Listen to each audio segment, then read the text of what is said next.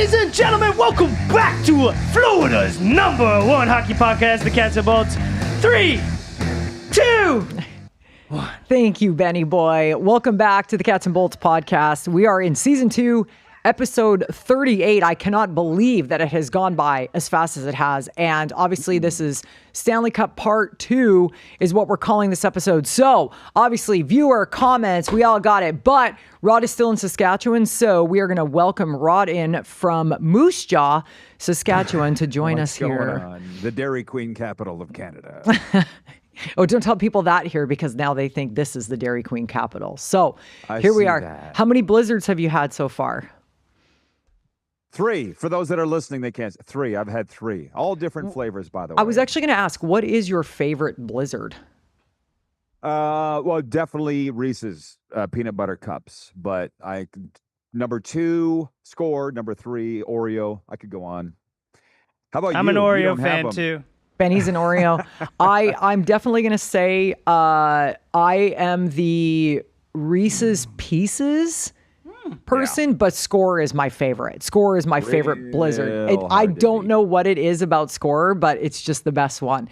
So Marchand's, this chocolate chip cookie dough, I think is by Marchand's. He's the one that started this whole thing. Yeah. I think. Okay. Yeah.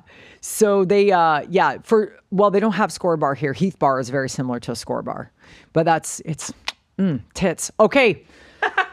Let's get into it. We have chats going on already. Everybody's getting dialed in. Adrian says Reese's all day. Reese's peanut butter cup or Reese's Pieces? Because come on here, Adrian from the Rainy Day. Yeah. Guy, I need the crunch. If you mix them together, I think that might be the ultimate one, but I need the crunch. I can't just have the soft peanut butter cup thing. I'm paying attention. I'm just sharing this everywhere. And by the way, I had double Reese's peanut butter cup the other day. I ordered double. Ooh, actually, that sounds really good. Oh, okay. It was incredible. I'm trying to set up my comments here. Chief. Let's go, Chief. You're the boss. All right.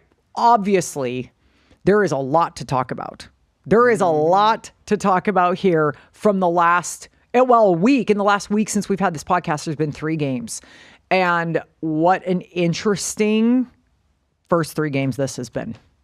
I want your take. What you want? Listen.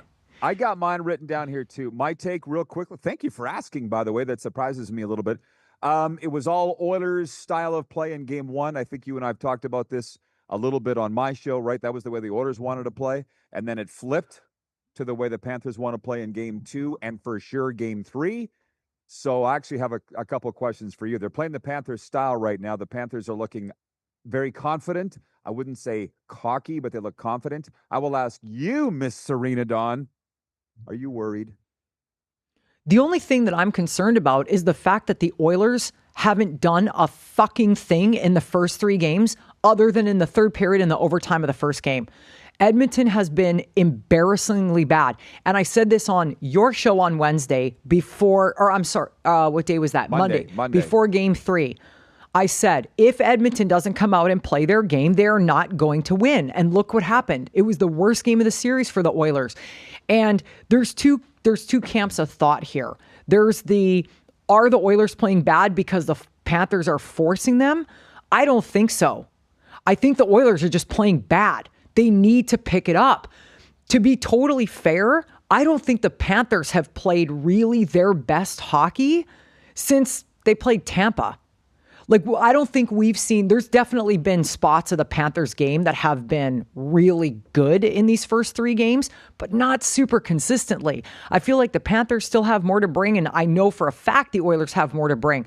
Watching the Oilers dominate LA, Vegas, Dallas, this is not the Oilers team that destroyed those teams. They're not. We haven't seen it. It's just been, what do we got to do? Number 1, we got to stop running into each other. Number 2, we got to make passes. But first and foremost, if the Oilers are not hitting, they will not win. I don't know why this is such a hard concept to figure out. I said this back in 2022 when nobody gave them a chance to beat Calgary. I said if Edmonton comes out and hits, they'll win.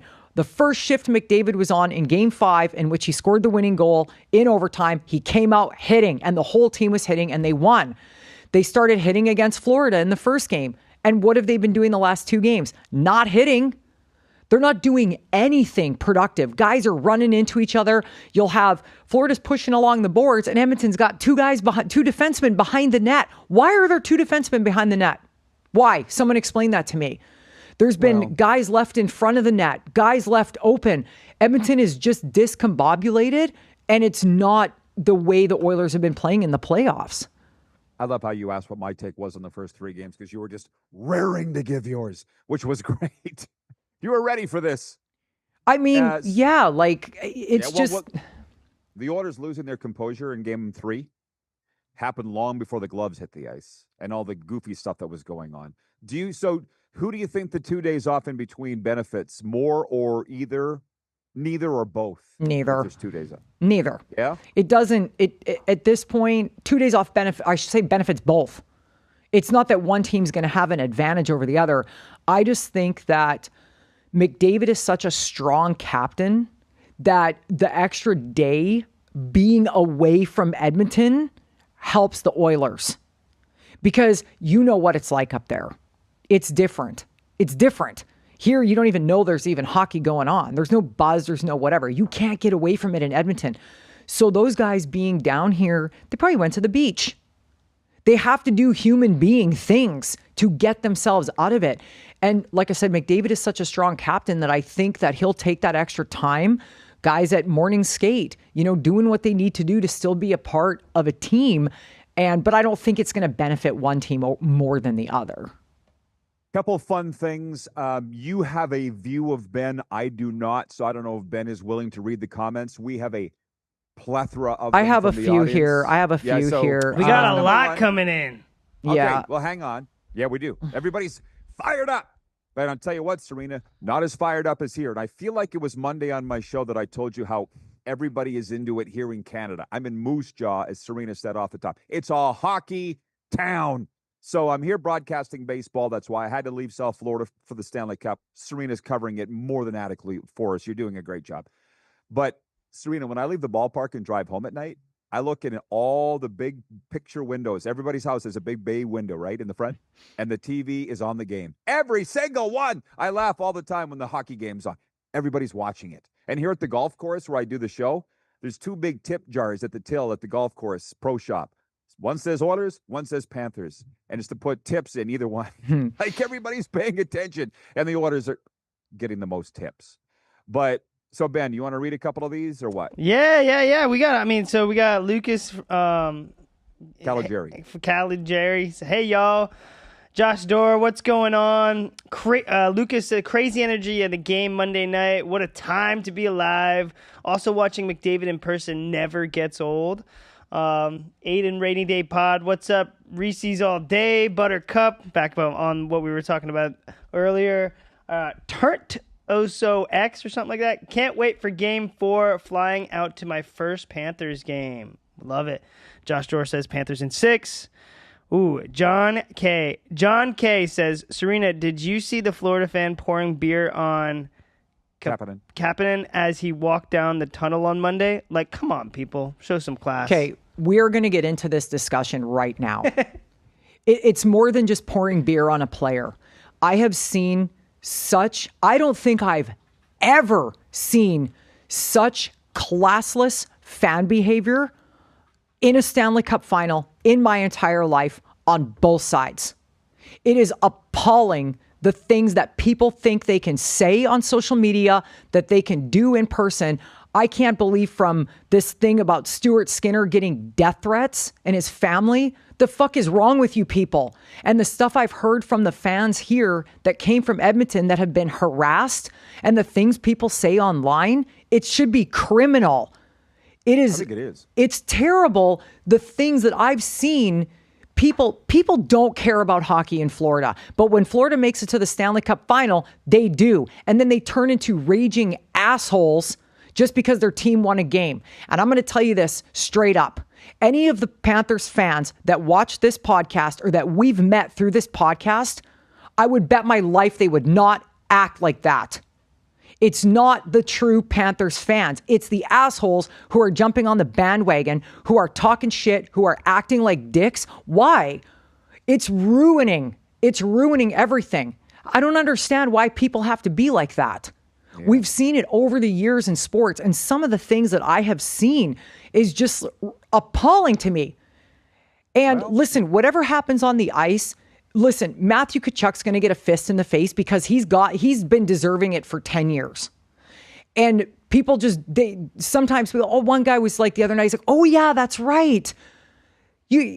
Oilers hate him because he played in Calgary. Yeah, that's right. Like it goes way deeper for Oilers fans. Everything, hockey, winning the Stanley Cup, all of it goes much, much, much deeper for Oilers fans than it does Panthers fans. So if you want to be a true Panthers fan, fine. Shut your mouth, enjoy the game. If you win, enjoy it. The true ones shut their mouths and enjoy it. The assholes that come out of the woodwork are the ones that are pissing me off, and they're ruining it for everybody, because the things I've seen, it's gotten political, it's gotten verbally abusive, and it needs to stop. It's out of control. Yeah, which I figured would happen. It always does. No, it's worse. Ben? It is worse this year. It's way worse, the shit that I've seen. I'm sure it is. It's always bad, but if it's worse, I believe you. Do you want to continue, Ben? Yeah, I can keep going.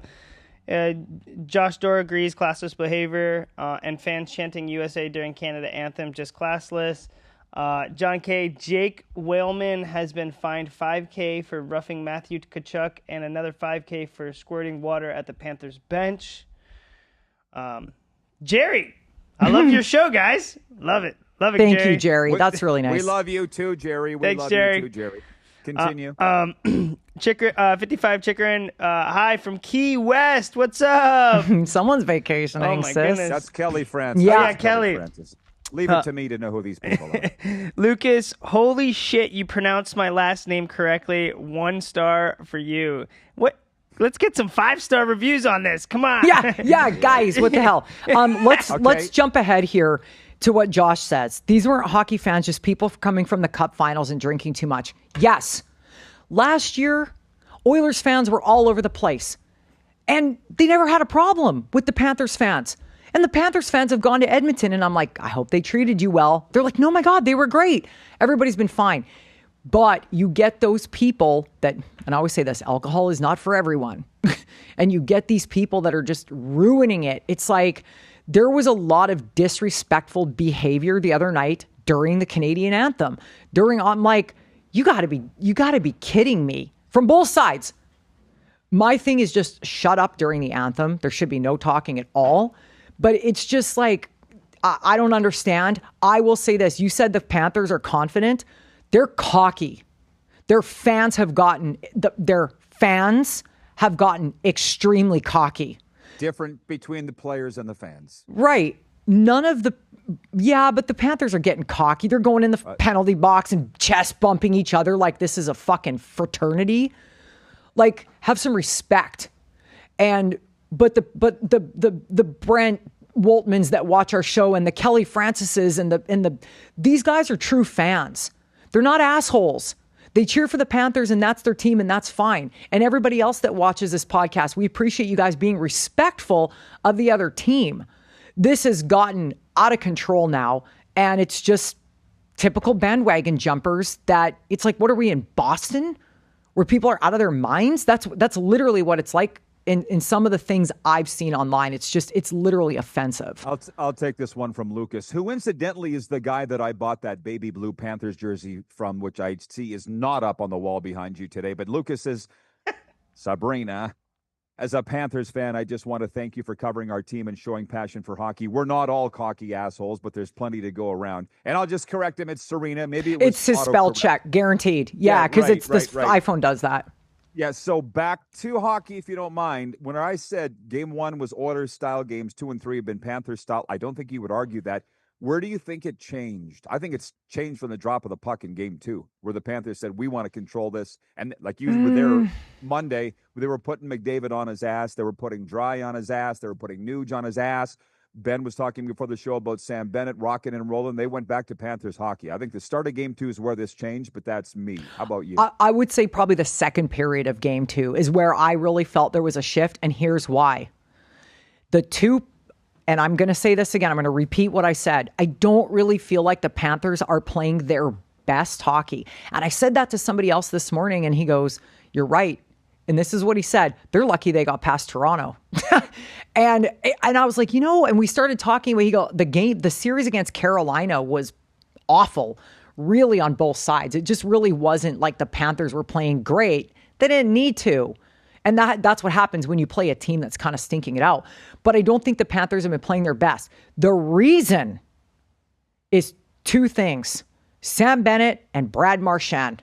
Those are the only two Panthers that consistently, every single shift, are balls to the wall. They're not getting it from their top line. They're not. The camp of the Barkov line, and that's not to take away from Barkov. He's not making mistakes, but they're getting effort from Sam Bennett and Brad Marchand, and those two guys are the difference in the series right there. Period. No questions asked. Oh, I couldn't agree more. And on the back end, Seth Jones and Ekblad have been outstanding. And I know there's a lot of people that are on Ekblad's ass. His contract is up. It's interesting to see where that might go. Those guys are waving behind me here. Jason in Red Deer says, hey, Rod and Serena, does Game 4 start out where Game 3 left off, or do the coaches put their guys in check? Game 3 will be completely forgotten by Thursday night. The players will do that on their own. The coaches don't need to do that, unless you disagree. But the reason I didn't think the 2 days off was good for the Oilers is I'm watching the news conferences, and Chris Knobloch has to address the media one more day of why they sucked and the goaltending. That's a pain in the ass for him. Paul Maurice don't care.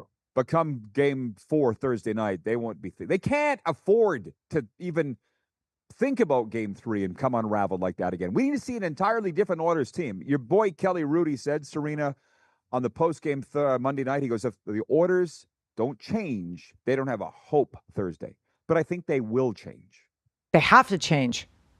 They can't be as bad as they've been. Edmonton would have lost to LA. This is the way Edmonton played the first two games against LA. And the majority of the third game, and then Edmonton turned it around and just took off, and they were unstoppable. And if Edmonton had played that well in the last, let's say 3 games, like first game excluded, but let's say for what we're talking about here in this whole Stanley Cup final, this is a different conversation everyone is having. I'm not saying the Panthers wouldn't be up 2-1, but Edmonton was so embarrassingly bad in the third game. And I will go into the next question here talking about Pickard or Skinner. There should literally be no question about who starts in net for the Oilers. If you even have to, and I know why he's asking. He's not asking because, guys, this is Stuart Skinner's fucking team. Those goals that were let in the other night were not Skinner's fault. He was hung out to dry. Not to mention the fact that Edmonton took 1 billion penalties. None of those goals you can blame Stuart Skinner for. You got to give the guy some help. Yep. It's not his fault. You can't win a game very often scoring 1 goal. Don't blame the goaltender when you lose. Not in this situation. It ain't Skinner's fault. Yeah, this is why I asked your very first question out of the gate was if you're worried, because this has not been an Oilers team that I don't think we've seen all year, and I don't think we'll see them again. But I don't know. That's what makes it fun about watching this. Why do you think Knobloch hasn't named Skinner yet, by the way? Shouldn't have to. Shouldn't have to. But he said, we'll let you know game time Thursday. So he hasn't named him. He's just talking shit. Skinner's going to start. Skinner is going to start. First of all, Pickard's coming off an injury that he is probably not completely healed from. If he puts Pickard in net and Edmonton loses, the city will burn to the ground. I saw Stan Bowman the other night, and I said to Jersey Jim, that guy's life is on the line right now. He's like, I don't disagree. I know you think you had Jersey Jim on your show today, but we sat at the game. We kind of hung out in the box or whatever, and then we sat together at the game, and Jersey Jim turned to me and said, where are the Oilers that manhandled Dallas so bad? Your guess is as good as mine because they ain't here. And I'm not making excuses for why the Oilers are down in the series. It's a fact. The Oilers have not been good. Everybody agrees with it. It's just been... I called my dad the other night driving home, and first thing out of my mouth goes, I am perplexed. I don't even know what to say. He's like, fucking turn it off. Just the way it's just what's been happening. I can't put my finger on it. I can't figure out what is going on with the Oilers right now. Don't know. Let's keep the comments coming, everybody, on the YouTube feed. I very much appreciate that. I know Serena does as well. I've got my own topics I'd like to get to, but there's nothing as fun as the viewer topics. And this John from Edmonton, who I feel is a little bit of a loon, he's got a good point here. He's the second guy to say this. He goes, what if the Panthers win the Cup? Wait a minute. He goes, what if the Panthers win the Cup? Can we continue the conspiracy with Gary Bettman? Well, you will no matter what, John. But we had a guy write into our Instagram page for Cats and Bolts. Ted is his name, Serena. And he goes, even if the Oilers were to win the Cup, and just put down your Oiler fandom for a second. Let's say they win the Cup. He goes, it still won't erase the anti-Canadian stain on Bettman in Canada. It will, no, it never will. What does that say about people? Because I would have thought that it would. What it says is that why should it? If people truly believe that Gary Bettman is anti-Canadian, which he is because he doesn't promote the game in Canada, he doesn't have to. It doesn't, just because Edmonton wins the Cup, it doesn't mean that all of a sudden people are going to change the way they think about it. It's more than just the Oilers winning the Cup. In my opinion, that's what I think. Yeah, well, at the very least, we can all agree it's not the Bettman curse. No, if the Oilers win the Cup or any Canadian team in the next 5 years, as long as he's in the office, the Bettman curse won't be a thing anymore. But guys like John and this Ted, they won't change their mind. You're right, which is really unfortunate. Which is another thing, by the way. It's kind of cool that you talked about what's gone on in the rink with the anthem and various things. I'm sitting here watching the broadcast. None of that stuff came over the air. But what you didn't see was Gary Bettman biting Biz Nasty's ass the other night on the NHL on TNT panel. Like, Serena, you'd have loved it because Bettman shut him right down. Did you see the clip by chance? I did not. I don't know. I don't like anything that comes out of Gary Bettman's mouth because everything is self-serving and he justifies why things are the way they are in the NHL. So, So what did he say? It was funny because Biz was like, when are you going to do something about this Florida state no income tax here? Because it's unfair. He goes, nothing against the Florida teams. No offense, but this is an unfair advantage they have. And Bettman just like he was ready for it. And maybe he was. He's like, that's a ridiculous issue. He goes, for 17 years when these teams were bad, nobody talked about it. But all of a sudden they're good. So now it's a problem? He goes, you played in the league. Where did you want to sign? In a good organization with a good owner and a winning program and good schools for your kids. That's what they have here in South Florida. It's got nothing to do with the tax. Like he just whack, whack, whack. And Biz literally like cowered and he goes, well, can you do something to help the Leafs? And everybody broke out laughing. It was hilarious. And now it's gone viral that Bettman shut Biz down. But like the anti-Canadian thing with Bettman, no, this isn't stopping. In Canada, they're still bitching about the income tax in Florida, saying it's an unfair advantage. So I just I don't know. I don't know if it's an unfair advantage, but it's a fact. It's a fact. When he's talking about 17 years ago, the difference in salaries 17 or 30 years ago is night and day. When players were only making $3 million a year, it didn't make as much as a difference. Now players are making more than $10 million a year. You don't think that they want to go play where they're not going to get taxed? They would be stupid to not want to go play where they're not going to get taxed. That's not the reason. It's not the reason, but for him to completely shut it down is self-serving. It's stupid. It's like, it's a logical thing. People are going to go where they don't have to pay tax. The average human being does it.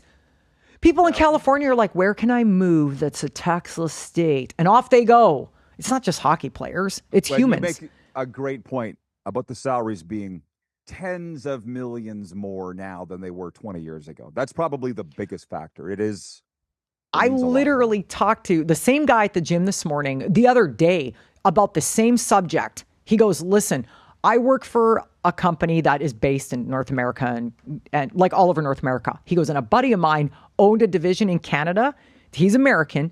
He shut it down and moved it to the US because he was taxed 60% in his business versus if he was in the US. I go, exactly. It's facts. While the NHL is never going to Quebec. Jason in Red Deer says, I think Vegas is tax-free as well. Yeah, Nevada, Texas, Tennessee, Washington, and Florida. Lucas, Well, I'll read a few here. Adrian, our good friend from the Rainy Day podcast, he goes, just one game, but Panthers might be in their head. Never thought I'd see the Oilers lose their shit like that. Well, we did address that earlier. I don't think we'll see that same Oilers team again. If we do, they're done. Lucas says, do you think the Panthers will ever get the respect they deserve? I know analysts and coaches do, but as a fan base, it's one of my favorite topics. I may be wrong in this, but I say literally, who cares? Who cares? You're in your third straight Stanley Cup final. You could win a second straight Stanley Cup. I don't know why they care so much, Serena. I don't see Lightning fans talking about this. Well, okay. You are getting the respect you deserve. Because when the rink is half empty during the regular season and they all call it a sellout, it's a sellout, it's a sellout. I'm like, bullshit. There's a lot of empty seats in here. Don't tell me it's a sellout. And then all of a sudden, the Stanley Cup playoffs come along in the finals, and just what we were talking about, you get these assholes that have too much money that buy the tickets because the regular people can't afford them. Look how many season ticket holders we know that are not renewing or they're not. So what respect do you think you deserve? You didn't grow up playing hockey and being in a hockey environment, and nobody outside of Sunrise, like this area, gives a shit about the Panthers.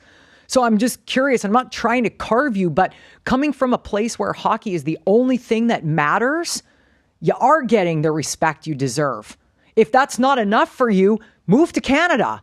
Figure it out up there. But it's just a lot different. And the reason is you'll never understand how a Canadian views hockey. You just won't. They're trying to be, this is so fact, like literally who cares? But every time I go to the rink, I know exactly what the fans are going to do. Case in point, Mike, the Slovak from Tampa. You know him. Yep. We were talking before the game, and he's pulling for the Panthers because he cheers for USA, he says, and everything. So, all right, fine, whatever. And he covers the Lightning. And I said, mark my words. Because he goes, man, I watched the anthem in Canada. Holy man. He goes, that's unreal. I go, you just watch. Because it's a Canadian team here tonight, the Americans will sing the American anthem. But if it's not a Canadian team, they won't, because they will not be outdone. Every time a Canadian team plays in Sunrise, that's when the Americans start singing the anthem. But because the Canadians are singing their anthem, well, they can't outdo us. We're the bigger hockey fans. As soon as the Americans started singing the U.S. anthem, he was sitting in front of me. He turned and looked up at me and he grinned. And I go, I told you. That's the way it is. So if you want respect, treat the game with respect. Know the game. Fans here don't know the game. The things people have said to me in the last week, I'm like, what? No. So you're getting the respect you deserve, whether you like it or not. Sorry. Well, and Lucas has finished that up by saying, who cares is right. Like, I don't understand why it's such a thing. I thought winning the Stanley Cup would end these questions on our show every week. But why don't we get the respect? When you stop asking about it would be a good start. Would be that. I don't know. Tampa Bay's won 3 Stanley Cups, and we don't hear that there. So anyways, do you want to go into what you think is going to happen? Because what I think is going to happen is the Panthers will win Game 4, go up to Edmonton, and the Edmonton Oilers will win Game 5, and then it's a rodeo from there. But that's how I see things unfolding. But maybe, have you even thought that far ahead? Not particularly. I mean, Edmonton just has to pick it up. And the window is closing on the opportunity to do that. And like I said before Game 3, this is going to make or break. This next game will obviously make or break, because if the Oilers don't pick it up in the next game, they still, I guess, have time. And who knows? Other things have happened. Like, look at last year. But last year, when Edmonton lost the first 3 games, they didn't play as bad as they were this year. There was a couple of those games Edmonton probably could have won. They were the better team in some of those games. So Edmonton wasn't garbage. This year they are. I literally don't understand it. I don't get it. And Bob was a big reason why the Panthers were up 3-0 in games last year, because they were very low-scoring games. Absolutely. Bob was, I said that the reason that the Panthers are like, the people that don't really know, they're like, oh, well, this is the 3rd year in a row that the Panthers have been in the Stanley Cup final. Like, they don't even fucking watch. They don't know. But I'm like, the reason they have is Bobrovsky hands down. Dude, that guy has pulled out some shit. I can't think of a time in my life where I saw a goaltender that was consistently winning games for his team over the course of a few years. I can't think of a time. I mean, the guy just robs everybody. That's why I said he's the best goalie in the world. Last question before we go, because I had been meaning to ask you this, and it's probably not something you spent 2 seconds thinking about, but do you think Marchand will re-sign with the Panthers? Because it's a lot of talk up here. Well, as a free agent. I mean, they don't have the space for him. So like I said to somebody the other day, either he's got to go, which I assumed he would be the one that left, or Bennett. You can't keep both of them. There's just too much. They're way over cap space as it is right now. And so there's going to have to be a little bit of, but I don't really think that they picked up Marchand knowing he was going to stay for very long. I mean, in my opinion, when they traded for him, it was like, okay, we're going to go for the Stanley Cup and this is the guy that's going to help us get there. So I don't even think I'm sure they've looked ahead to it, but yeah, I don't know. Who knows? That's the thing. I don't like playing armchair GM, but so many people do. I just assume where there's a will, there's a way, because Ekblad's name's coming up too. And it's like, I think we all know he's going to take a pay cut. He's basically admitted that he will. He's going to have to. He makes a lot of money. He's made a lot of money for a long time, and he doesn't want to leave Florida. He's been on record saying that. And I don't think Marchand has even addressed it yet. I don't even know if he's thought about it yet, because he seems like a guy that's focused on these Stanley Cup finals and seeing how it goes. So that's all that I have. Do you have anything before we say bye to these people? Well, we could talk for hours about this. Unless anybody else, we'll give you guys like a minute here. Ask questions. If you guys have any questions or you want to whatever. But, just watching, I don't know. I don't understand it. Edmonton's they're not even flat. They're just making mistake after mistake after mistake. And it's boggles my mind.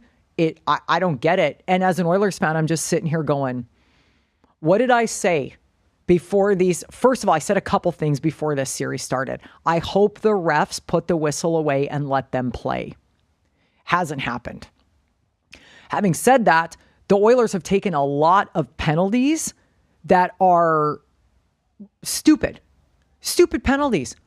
Like Bobrovsky was flopping around in his net, doing the Bob thing, but he got hit. Why would you go in the crease? I think it was Arvidsson. Why would you go in the crease and even come close to the goaltender when nobody pushed you in there? What a stupid penalty to take. And when Edmonton starts doing that, you can see there's a disconnect. Edmonton actually had some quality chances in the first period. They were hammering the puck at the net and they just couldn't put it in. But the train started to fall off the tracks when they didn't capitalize on power plays in the first period, or a power play or whatever it was. You could just see it. And not that Edmonton came out hot, but there was just a chance and then it was gone.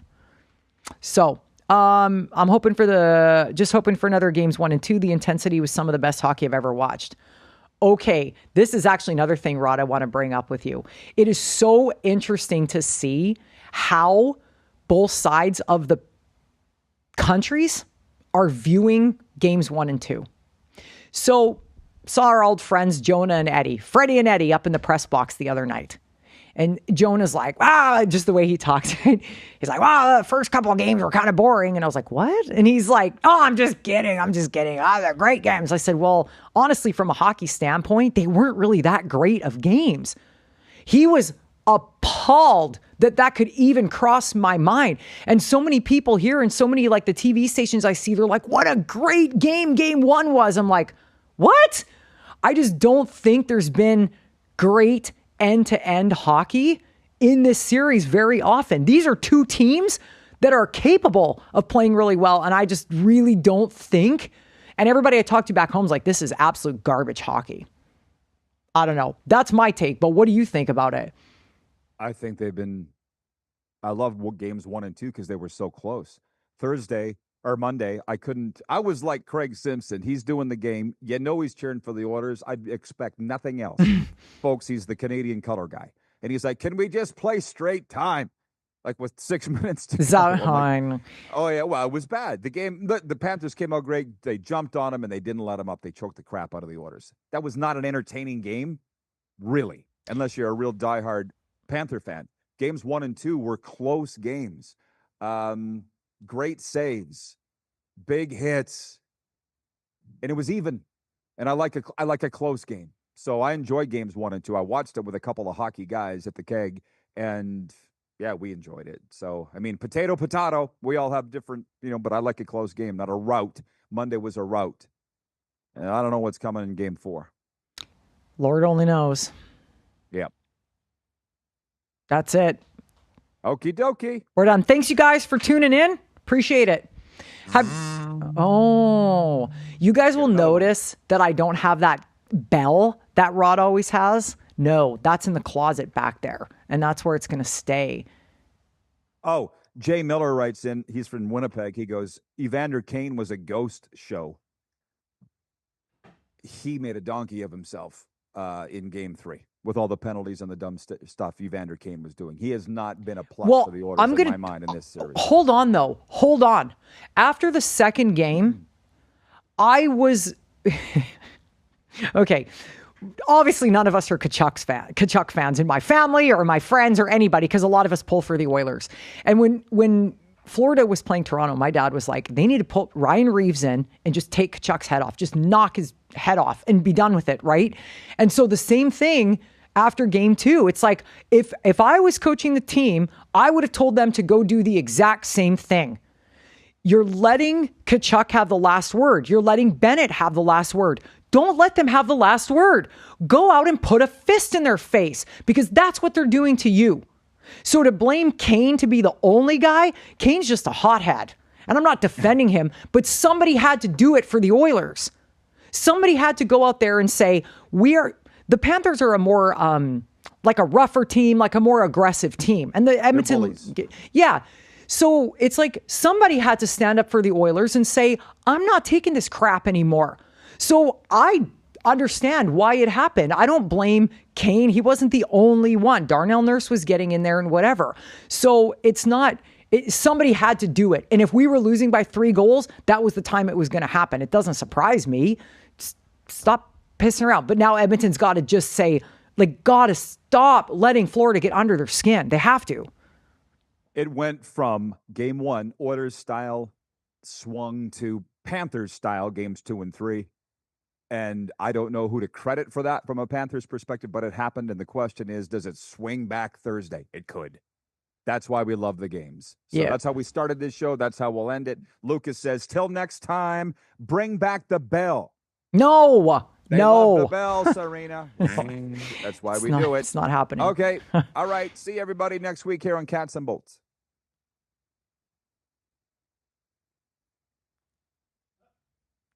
Benny, put your tongue back in your mouth. Sorry, guys.